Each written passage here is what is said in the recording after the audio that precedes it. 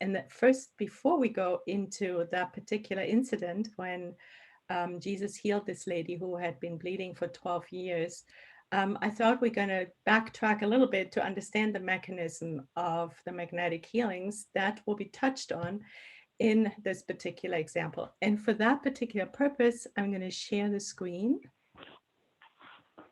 Okay. And we'll go to, right. I'm guessing you guys can see it well, right? Yes. So what we're referring to is really chapter 15 in Genesis. Move you guys down. All right. So of all the events that bear witness to Jesus's power are the numerous healings that he performed. So at the center of Jesus's work are the healings. So it's really important for us to understand them and to see what's behind them. What he wanted to show with these healings he performed was that the true power lies in that which does the good. So doing the good. And this is, of course, right there, a lesson for us, mental note to self, doing the good. And he wanted to make himself useful. Now, these are not my words. This comes exactly from Genesis chapter 15, item 27. Okay. So he wanted to make himself useful. We go to the law of labor in the Spirit's book. The definition of labor is any useful activity. So again, mental note for us, just as an aside to keep in mind, we want to do the good and we want to make ourselves useful. Useful meaning not just for our own selves, but particularly for others. What he didn't want to do with the healings was to satisfy the curiosity of the indifferent.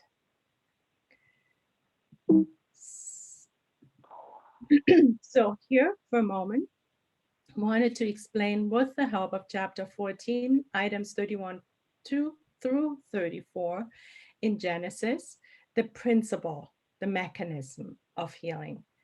And this whole chapter is really would be wonderful to reread or read for the first time, because I'm just picking out tiny pieces like the nuggets, but there's so much more. So the healing mechanism really constitutes that we're replacing unhealthy molecules with the healthy ones. So when somebody is sick, obviously we know that there is unhealthy molecules in that sick person. And that could be an acute illness or it could be a degenerative illness. It could also be an illness caused by obsessions and many other reasons, right? But the basic mechanism is always to replace the unhealthy molecules with the healthy ones. And how does that work? So the universal cosmic fluid we find in our perispirit in a condensed form. We know that everything in the universe is one form or another of the universal cosmic fluid, which André Louis also calls the divine plasma. So this perispirit of ours that we all have can supply the reparatory elements to the diseased body. So in other words, we have a remedy built within ourselves. The fluid is the one that performs the role of the therapeutic agent. Now we know the perispirit is our fluidic body, right? So it's those fluids that originate from the universal cosmic fluid in its condensed form that we have that makes up our perispirit, that is the therapeutic agent. And again, it's based on replacing unhealthy fluids with healthy fluids, right?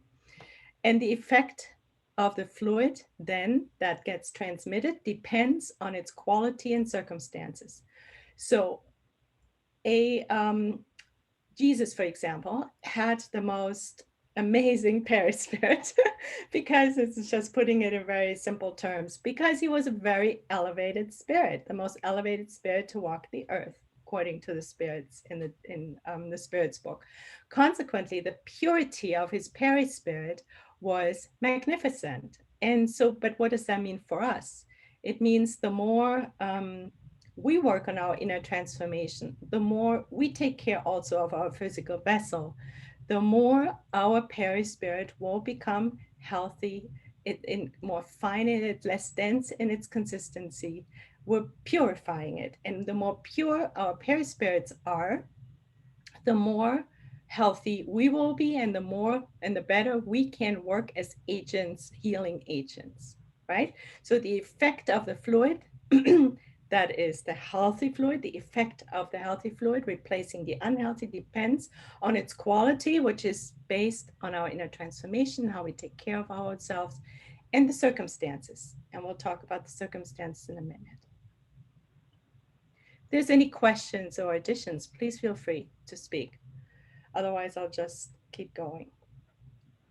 So this magnetic action, this is a magnetic action where the fluids get transmitted, can be produced in several ways. One way is that the magnetizer's own fluid, which is a human, which is called human magnetism, is the action that depends. Okay, let's back up. One, the first way of doing this is by the magnetizer's own fluid. So we all remember in the Spiritist Center, when we used to meet in person, we would give passes, right? So let's assume one of you, I mean, let's all assume we are the pass givers. So at that point, we are the magnetizers. We are the ones, the incarnated magnetizers, right? And that's called then the human magnetism. And this action depends on the quality of our fluids, of our perispirit. So, in order for us to be better pass givers, it is vital to work on our inner transformation, to take care of our bodies, to work with our thoughts, which is part of the inner transformation, to deal with our emotions.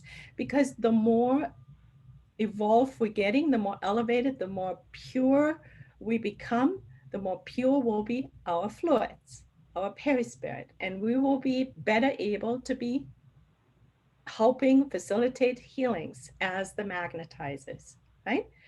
Number two scenario of healing is when a spirit's fluid is the action comes, it's the spirit's fluid acting directly upon an incarnate. Before it was us incarnates acting, now we have the discarnate's fluid because they have perispirit, right? We know that. It's their fluids that act on the sick incarnate. Let's call them the sick incarnate for a moment, just to clarify the situation. That is labeled the spirit magnetism. And again, the action depends on the qualities of the spirits, of the spirit and its perispirit.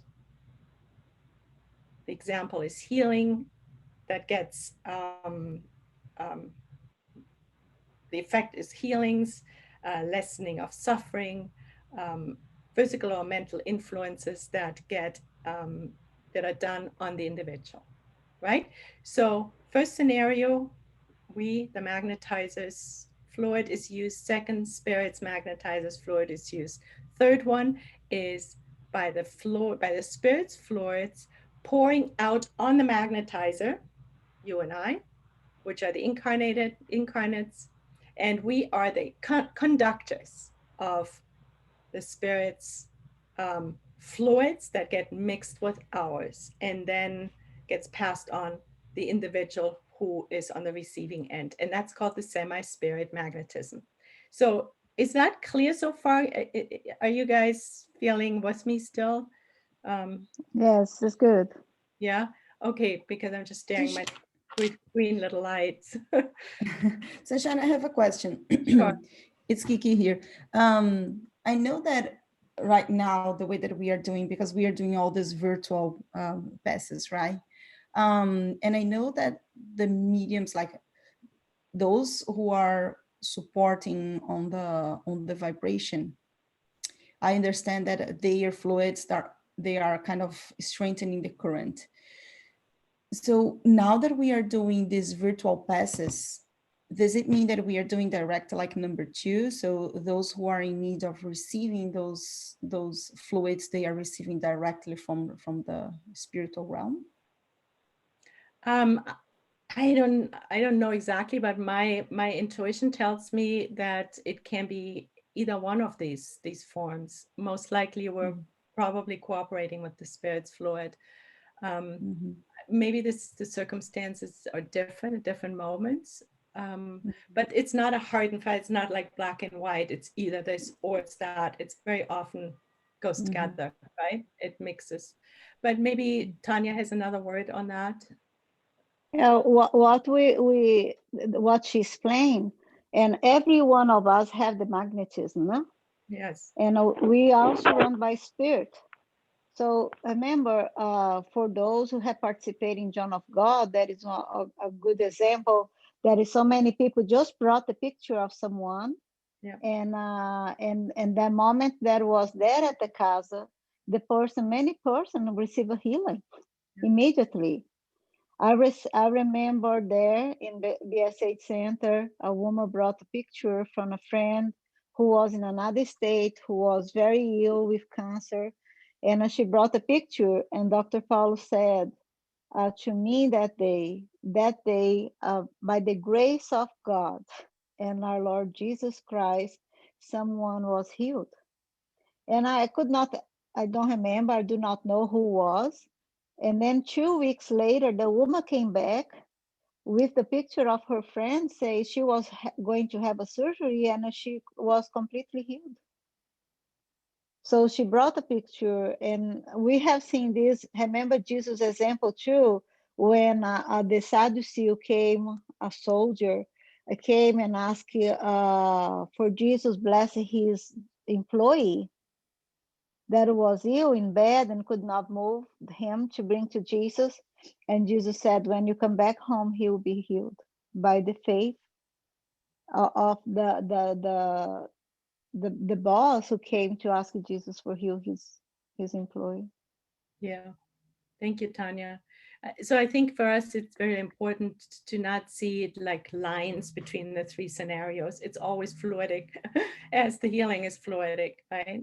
And in the last scenario, the semi-spirit magnetism, where the spirit's fluid pours out onto ours and then gets passed on, the spirit fluid gives us, the magnetizer's fluid, the qualities it lacks. So it's I'm sure it's very different in every single moment, so to speak.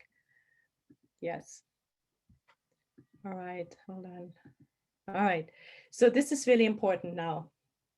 So the driving agent is the discarnate or incarnate spirit, which injects a portion of the substance of their perispirit into the deteriorating body, right? This is the basic phenomena, replacing the unhealthy fluid with the healthy fluid versus these three scenarios we just went through. They can be all intermingled and mixed, where the perispirit fluids help to heal the unhealthy perispiritual fluids of a diseased person. Now, there's two different directions this can work. Number one is when the curative power lies, of course, in the purity of the injected substance. We said that before, right? The more pure the perispirit of either the spirit or us souls, us incarnated souls are, the more effective the healing will be. But number one is that based on the energy of the will and the intention of the healer or the magnetizer, they can be incarnate or discarnate. That passes on the fluid from them, through us. In those three scenarios we just talked about, either from us, from the spirit, or from both of us, spirit and us. That is dependent on the spirit or us saying, we really want to help this person. It's our will and our intention, and also for our own selves, it's also for us. So that is called by Alan Kardec the force pump, the force sending it out, right? Now, number two scenario is the so-called suction pump. That is when, we're just living our lives. And that's, of course, Jesus's life, but it could happen with us maybe too, where it's a normal fluidic radiation. Our pure perispirits are radiating out, right? And that there's no intent by us or by Jesus to direct it towards a certain person. There's no willpower involved. It's just radiating out. It's like the perispirit fluids are just radiating out. And then It hits the person, so to speak, who is filled with faith and desire and trust to heal. So the second version, the suction pump, is then the sick person with their ardent desire and their deep-rooted faith that they take that substance for them. And very often both happen at the same time. Again, it's not black and white, either or necessarily. It can be, but it can also be a combination of these two. So this is really fascinating. Did you guys all understand the two directions? One is based on the willpower of the magnetizer or healer to want to direct it towards a certain person or group for healing purposes, their fluid, their perispiritual fluid. The other one is there's no intent by the magnetizer or healer involved, but the person who is sick has this ardent faith and desire and takes the fluids. Yes, clear? Yes, clear. Yes, very, very clear. Well put. Very concise. Perfect. Thank you. Thank you. So this action of Sorry, I want to say something. I don't believe is the personal faith, because I have a lot of faith for healing myself, and I cannot understand. I cannot get that. You know, can you explain more? Because I don't get that. It's not. I don't feel it's fair for me. You know. Well, number one, these are not my words. So this is really important to keep in mind, that I'm just passing on information that Alan Kardec, that we can find in Genesis. And number two is, I know from my own example, when I healed of cancer and went to John of God in Brazil, that I completely surrendered to faith. I had many different experiences there where I saw that I was still lacking pieces of faith. That my faith, I thought, I was very convinced I had a lot of faith, and on some level I did, because I decided not to go to Western medicine.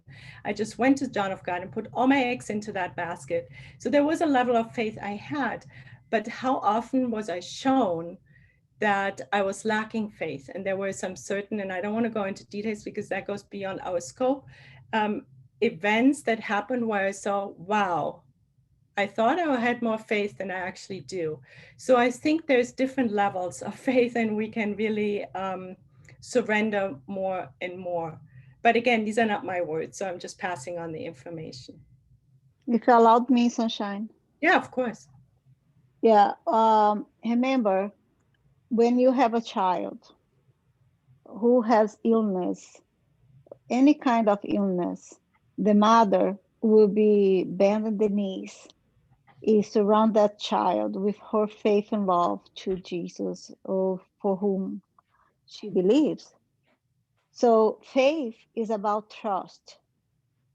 And just when you give your child to God, it is in your hands, Father, if she be healed or him, or it is some condition over there, give me strength to go over it and to heal, because the healing will occur in different levels.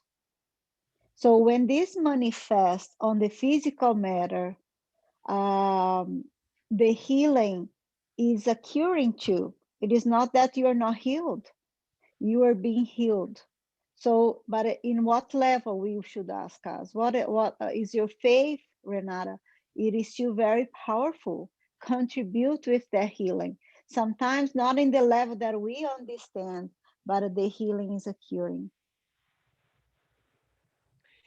And yes, and the body is always the last piece to show the illness, and the last piece to show the healing, right? So as Tanya said, healing is always happening, and it may not have shown yet, but there is situations, we read that in the gospel, where the physical healing is not happening yet, or doesn't happen, because there's karma, there's we are law of cause and effect, right? We need to sometimes see a trial to the very end. Exactly. Even if you left the body, issue the healing manifest will be manifest. Exactly. Yeah. So so this healing action can either be instantaneous, which happened in Jesus's case, because of, you know, he was Jesus. But it can also be, you know, I mean, we've seen it with John of God, and even at the center, at Bethesda Spiritual Healing Center, where healings happen pretty quick with certain people, right? But it can also be slow and need prolonged treatment.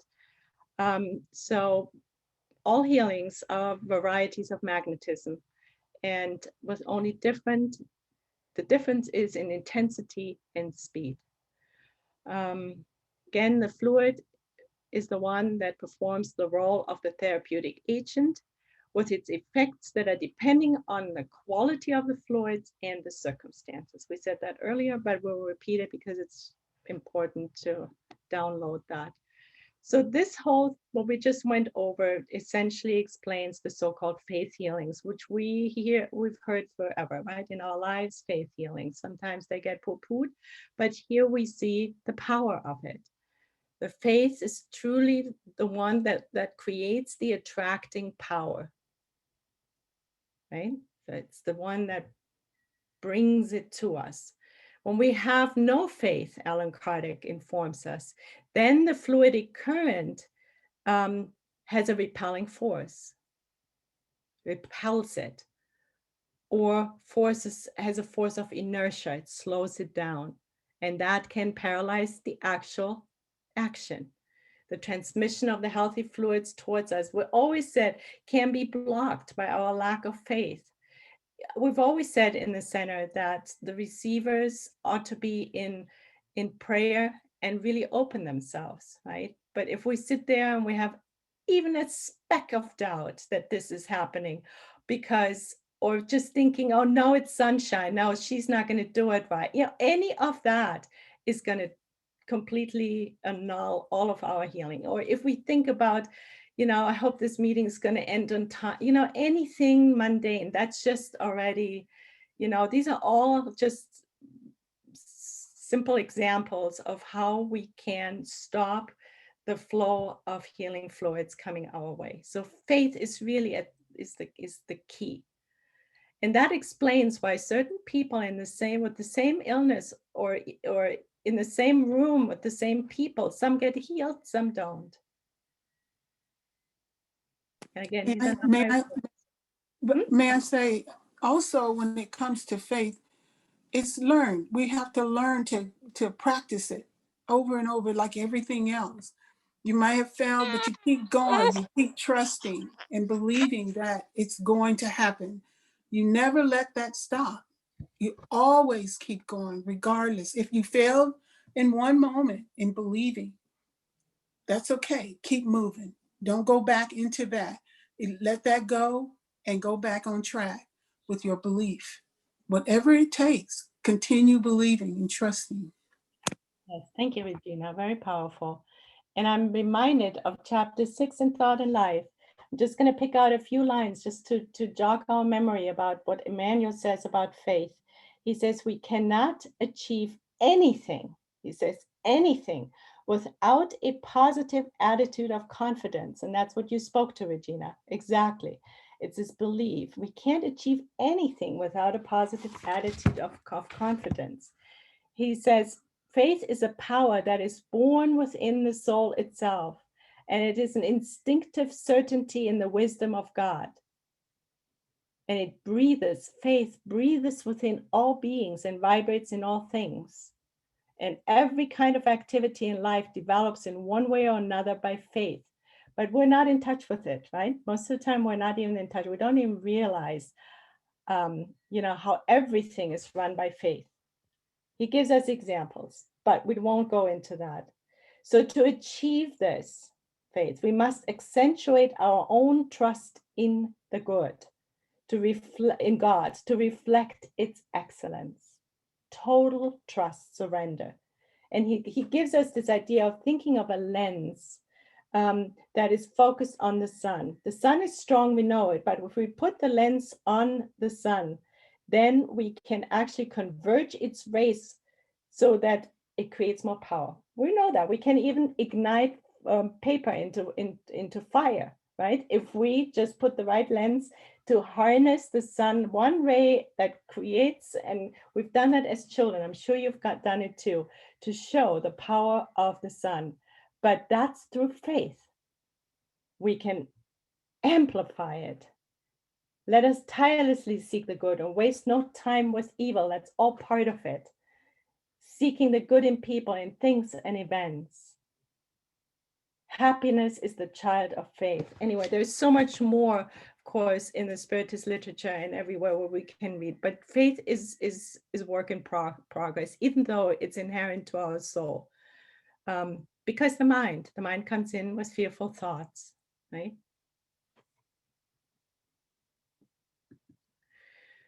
So again, healing is replacing unhealthy molecules with healthy ones. But sometimes Alan Kardec points out it's not enough. And that's when obsession comes in. So he also says, if that's not enough, then healing also means that we need to act upon the intelligent being with whom one must have a right to speak with authority, because some illnesses are caused by obsessions. And at that moment, the fluidic transmission may not be enough. And at that moment, we must have the opportunity and the permission to speak with the intelligent being. That's the obsessor, right? And of course, the obsessed, there's communication, it needs to happen, and they need to be happening with authority. And that authority is not authority, what's the word? Authoritarianism, right? English speakers, I need help. When we suppress people, that's not the authority we're talking about. We're talking about the authority that Jesus modeled to us, that's only given by moral ascendancy. So we practice it in our disobsession work, right? So we do some of that work. And that is where we communicate with the intelligent principle, the intelligent being, the obsessor, in order to help the obsessed. And even there, of course, just as a little aside, we're never the victims. We're never the victims in anything. We've always brought everything, including obsessors, upon ourselves. We allow it. We co-created it. Law of cause and effect. Okay, all right. Any questions?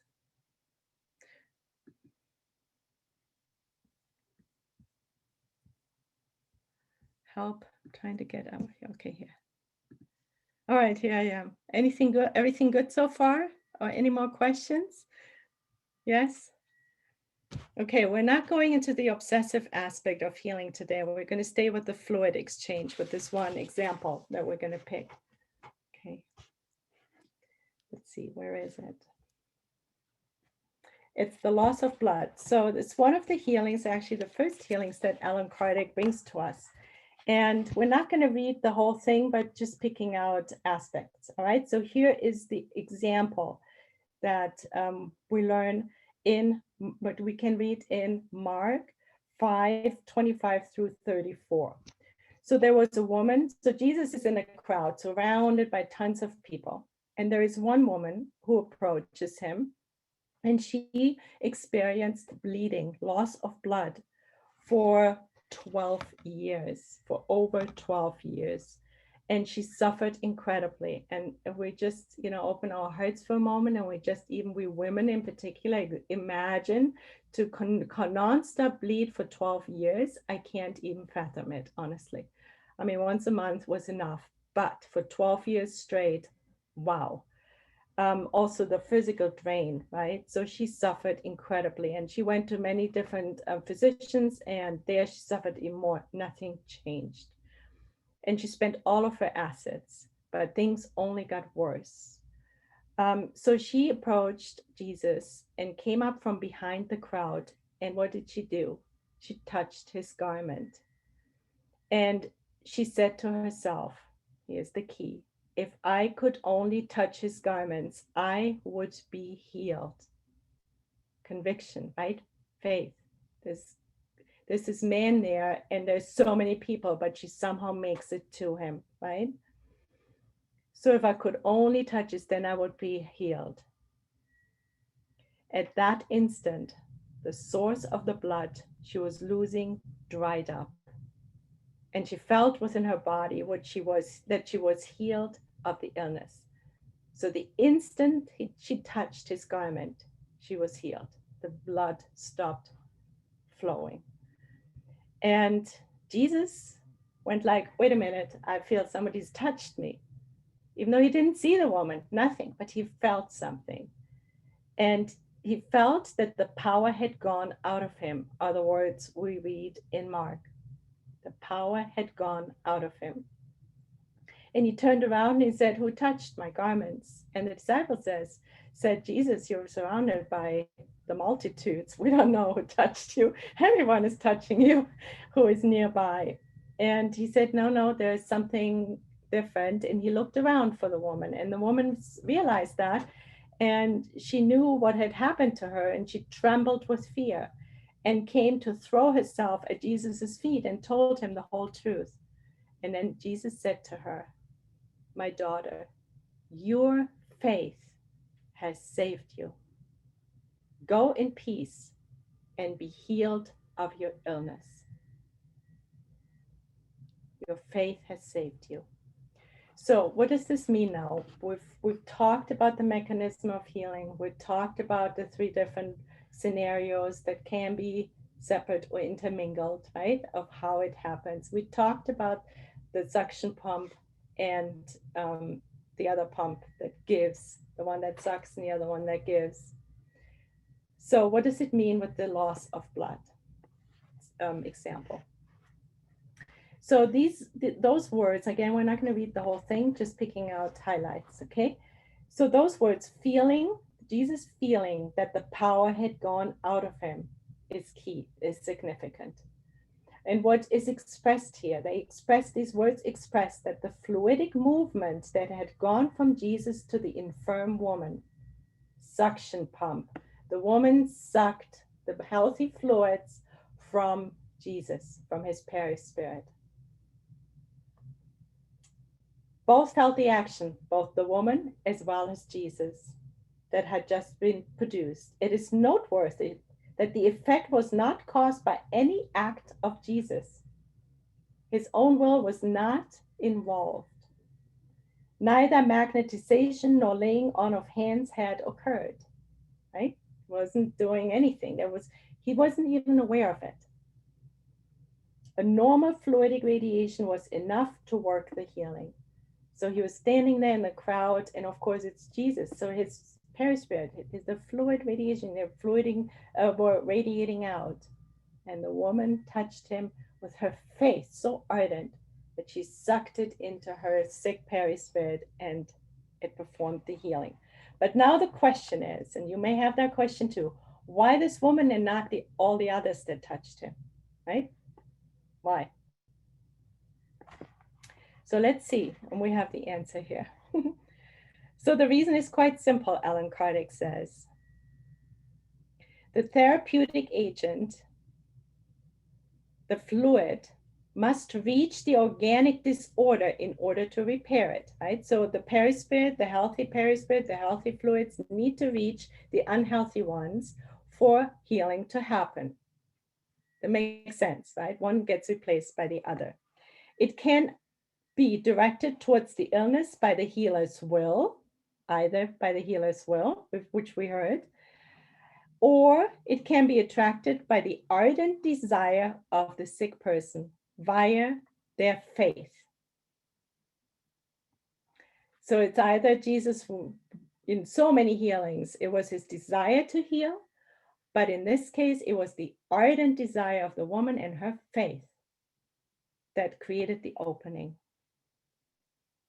And there he says, the former one, the one where his will works, is the force pump. Giving is the force pump. The other one is the suction pump. And it's the suction pump movement where the woman took the fluids because her ardent desire to want to heal, and her faith that created the healing. That explains why nobody else in the group received it at that instant when this woman touched his garment, because she created the force, the will, the desire, the faith. It was her faith. It was all because she said, if I could only touch it, she knew it. Her faith was so strong that that touching of this garment was going to do it. No doubt whatsoever. And then, of course, Jesus's perispirit is so pure that it could happen instantaneously, right? So Jesus was right in saying, your faith has saved you, to the woman. One should understand that faith here is not some mystical virtue, as certain people understand it, but a truly attracting power. And I think this is something that there may be words for us, the truly attracting power, but it's something that we need to generate in ourselves, that we need to work on. Those who do not possess this generating power, the faith, oppose the fluid current with a repelling force. So if we don't have this kind of faith, we repel it. Or at least it creates inertia of the fluids entering us, slows it down. And this inertia can then also lead to a paralyzing action. So faith is key. Nothing happens without it, as Emmanuel tells us. And that explains that some infirm when in the presence of a healer may be healed, but others don't. And that explains that at that moment, even though others touched his garment, they did not get healed. There's no report of that, at least, but it was this woman that was chosen in the gospel to show us of where our work lies, where our potential lies. So this is one of the most important principles of healing mediumship, Alan Kardec educates us, and it uses a very natural cause to explain certain apparent anomalies. So it's not a miracle that happened. The definition of miracles is when we cannot explain what is going on, or it cannot be reproduced.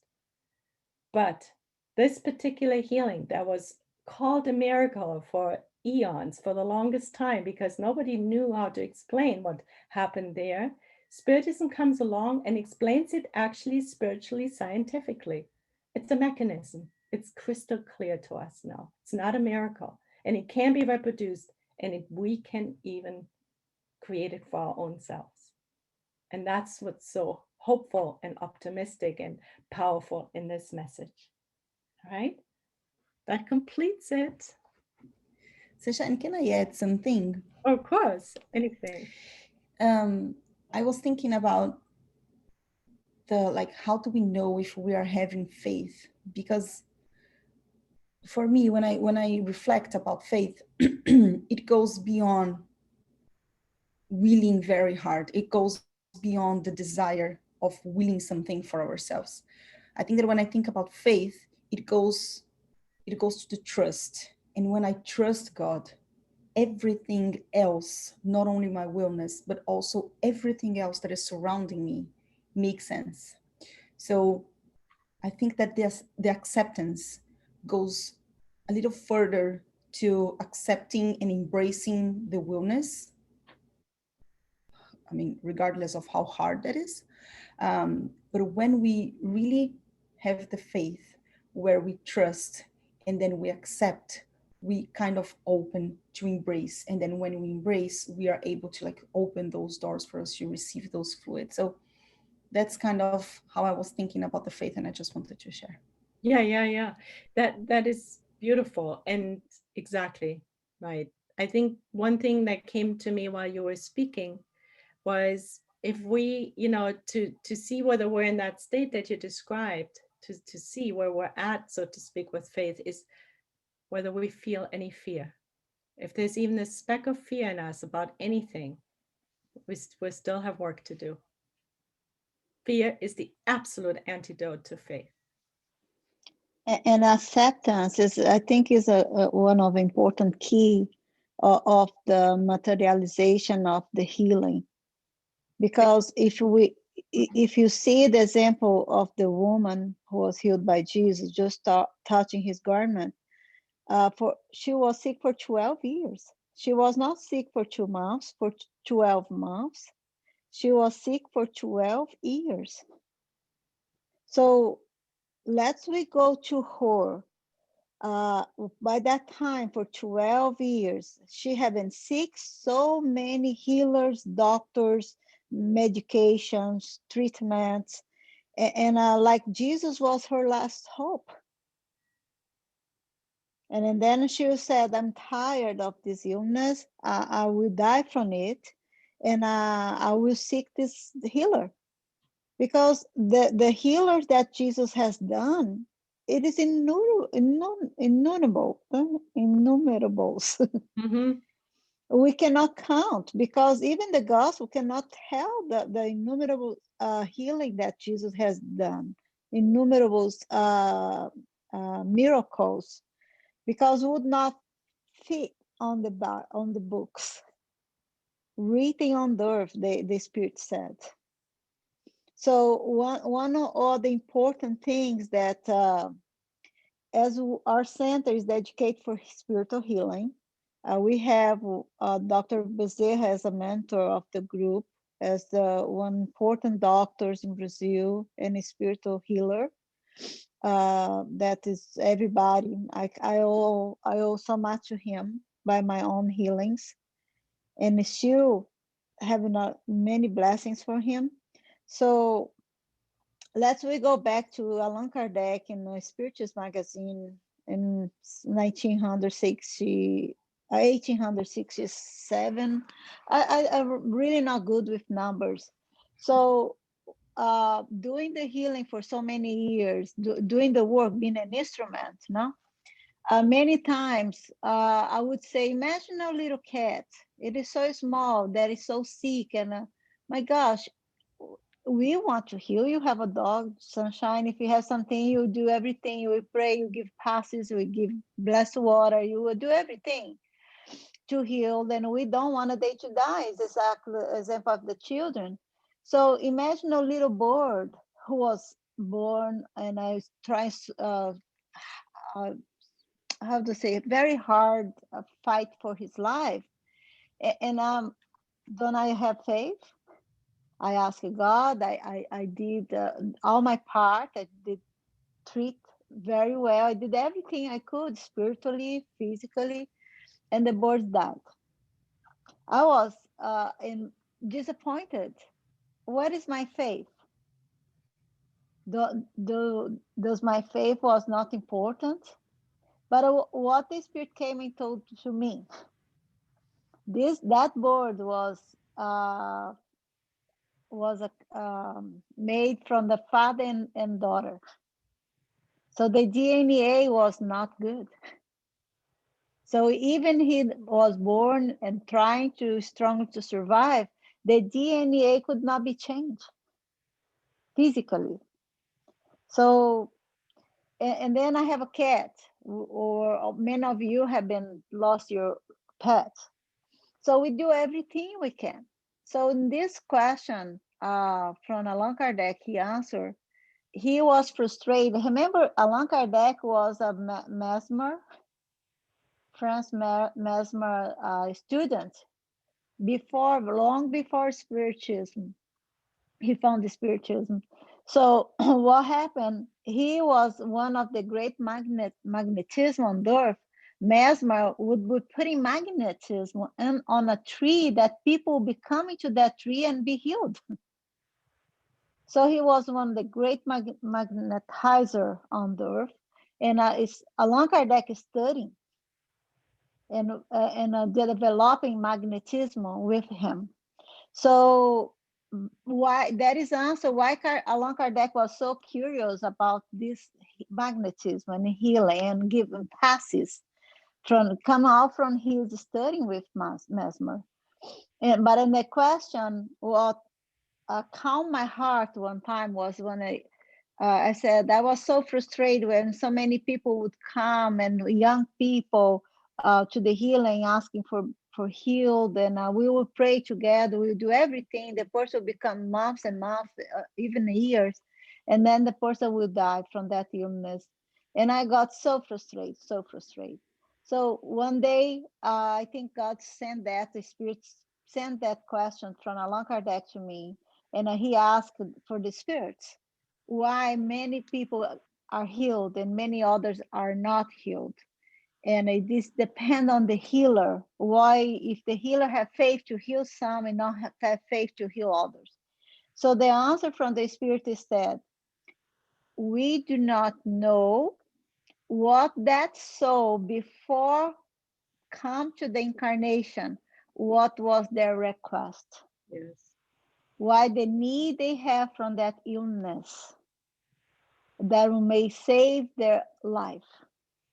So we have no power to disvirtue or to disvirtuating the situation from that spirit asking for to live the experience in this lifetime.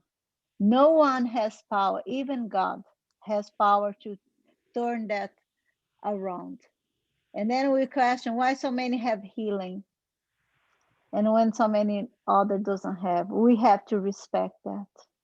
We don't know what our spirit have been asking for the probation and because the illness always is a great tool to help us to be a better person and to grow in our spiritual life. And that's also for us to then recognize, to have practiced faith in possibly surrendering.